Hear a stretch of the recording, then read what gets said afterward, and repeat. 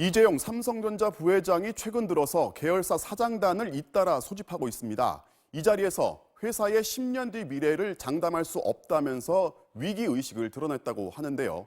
대외 여건이 어렵긴 하지만 삼성이 총수의 일정과 발언을 이례적으로 중계하다시피 공개하고 있어서 또 다른 배경이 있는 건 아닌지 여러 해석이 나오고 있습니다. 이학수 기자가 보도합니다. 이재용 부회장이 오늘 삼성전기 임원들과 회의를 열었습니다.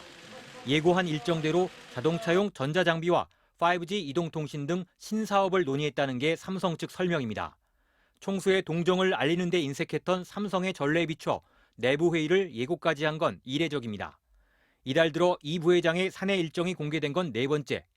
반도체와 디스플레이 사장단을 주말인 지난 1일 소집한 데 이어 13일과 14일 잇따라 계열사 사장단과 만났습니다.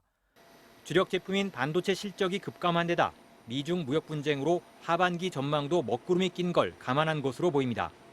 삼성 측은 이 부회장이 어느 기업도 10년 뒤를 장담할 수 없다며 위기의식을 강조했다고 밝혔습니다.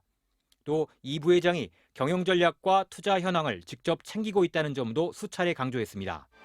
이 부회장은 지난 4월 정부의 시스템 반도체 육성 전략에 발맞춰 133조 투자 계획을 밝히기도 했습니다.